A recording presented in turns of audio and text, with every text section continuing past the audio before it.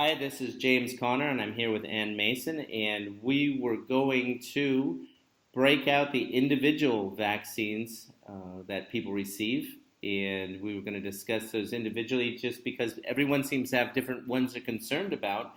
Also, everyone seems to have a different short list of which are the vaccines that are the most ridiculous.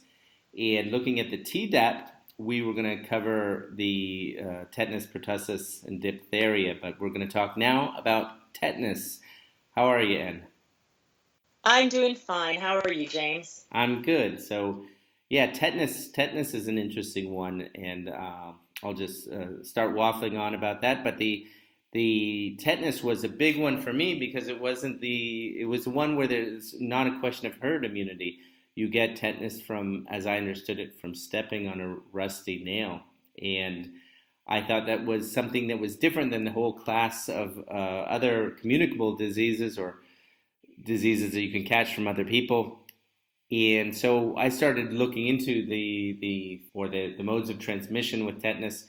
I'd heard some horror stories about people getting tetanus, and it was interesting that with tetanus, as I got more into it, the basic understanding I had was that they had these they started giving people, they saw how many people had tetanus in World War I, and then they started giving them tetanus shots in World War II, and the rates dropped, and so suddenly they had their proof, seemed good, and they were going to give everyone in the world a tetanus shot. And what I didn't realize as I got into it more is that tetanus is very much associated with horses, and basically it's not rusty nails that cause tetanus. It's basically an open wound getting exposed to horse shit. And Yes. yeah, and so what was interesting about these studies between World War I and World War II is they kind of neglected the fact that between World War I and World War II, they switched to tanks, and except for some small examples in the Eastern theaters, they really weren't using horses anymore. Basically, just not a lot of horse shit around like there once was. So I thought that was very interesting. I mean, basically, the you have to get exposed to the tetanus virus. It has to be in a deep wound. The wound has to not have exposure to oxygen, and so basically, the care and maintenance of wounds has a lot more to do with just letting a wound bleed out, washing it with hydrogen peroxide, and there's just not that many horses around anymore. The exposure to these things, while possible, is very improbable. Your thoughts on tetanus? So you've been also kind of looking this one up and working through the details. Yes, I agree with everything that you've said. I also wish I had the statistic about the soldiers that were vaccinated for tetanus. I believe had 4 times more likelihood of tetanus cases in those soldiers that were vaccinated for tetanus, actually. But what I have discovered is that tetanus largely affected women and children, contrary to the notion that it's a war disease.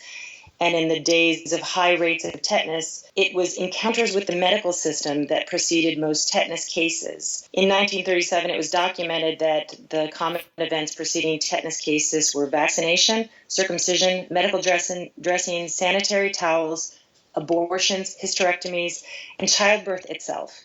Doctors did not used to wash their hands when they came from the morgue, when they were handling diseased dead flesh and then going over to deliver the babies. So, yes, I agree that the prevention and treatment of tetanus is basically to make sure the wound flushes itself by bleeding, and there are a number of different disinfectants that can be used to neutralize the bacteria. It's actually a toxin that the bacteria produces that's highly toxic and can be lethal to the nervous system. Hydrogen peroxide on a surface wound, I think colloidal silver if it's deeper, and as you point out, bleeding, salt water, and high doses of vitamin C is clinically proven to treat tetanus very successfully. And I'll add to that. It's so proven to treat tetanus effectively. People who do these simple treatments, they're just not getting tetanus. And on the other side, there's these so many of these the stats. There's such a low rate of death, except in the third world. And again, you get into this whole issue of hygiene, people cutting umbilical cords with rusty scissors. I mean, that's just not happening in California, not yet anyway. But it's basically these end up being very much agricultural areas, third world problems. It's not a lack of vaccines that really appears to be the problem, but a lack of sanitation and proper methods with birthing and surgery. So. Exactly. It's most deaths from tetanus today occur in babies in impoverished countries because of the way the umbilical cord is cut, often with an implement that's contaminated with the cow dung that even floors and walls of huts are often plastered with. Before the umbilical cord dries and drops off, it's like an open wound. And in one part of Nigeria, infant mortality from tetanus dropped to zero after traditional midwives were issued with stainless steel scissors for cutting the cord and were shown how to keep the scissors sterile. So yes, hygiene seems to be 100% effective in preventing tetanus. And people go, okay, well, that's all great and good, but what would you do? And I have to admit, when I've had this like drilled into me so much, you get a tetanus shot after you step on a rusty nail or whatnot.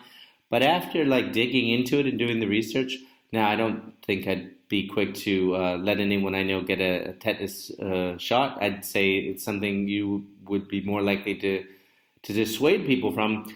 And if you go, well, what's the harm? Just as an example, the U.S. government, which assumes all liability for vaccine harm and injury, they've paid out over, I think, $3.3 billion in claims.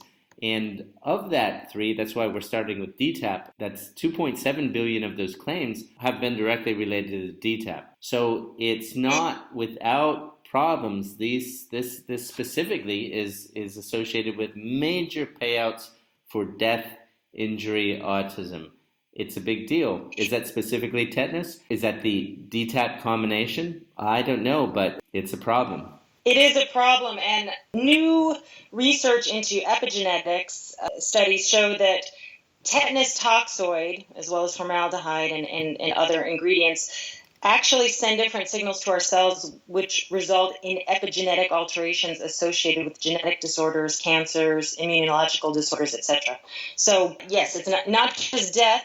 There's more and more research growing that indicates that on a genetic level, even tetanus toxoid alone can alter our genes in a harmful way.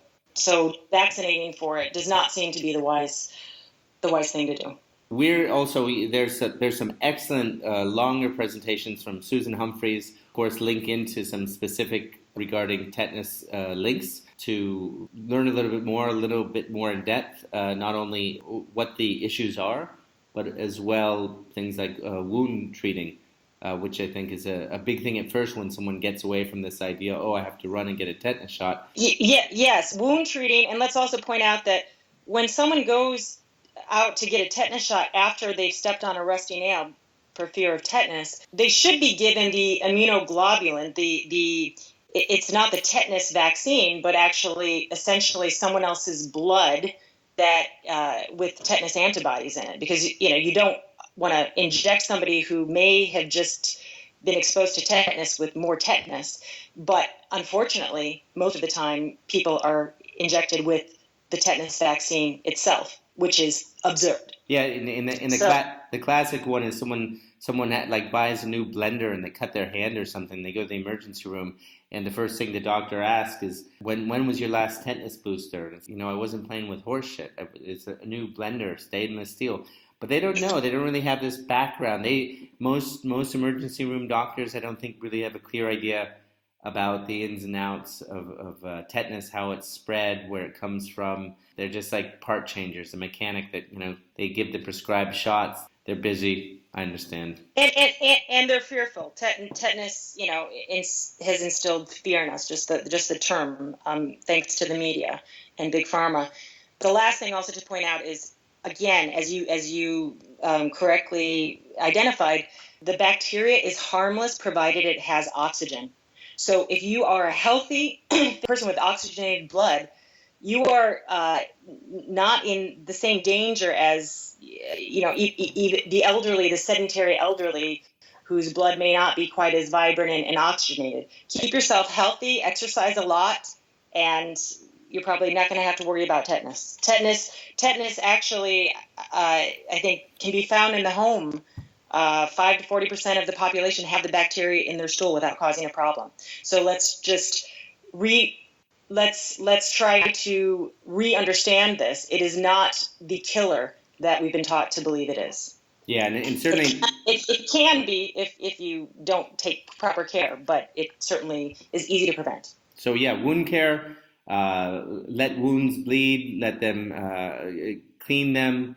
Hydrogen peroxide, lots of vitamin C. I think it's fine. And I'll just add on my side, the last point I'll make is Forrest Moretti, who does great presentations on vaccines and the issues.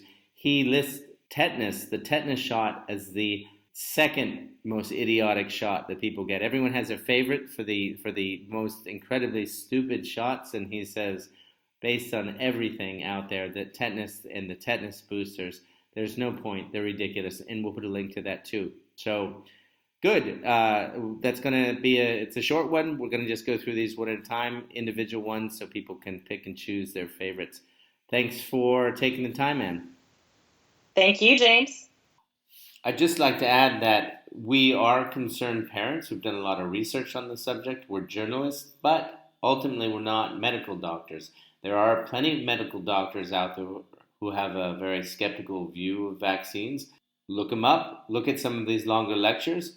Talk to doctors that are pro-vax. Listen to both sides. Make your own judgments. It's important, but do your research.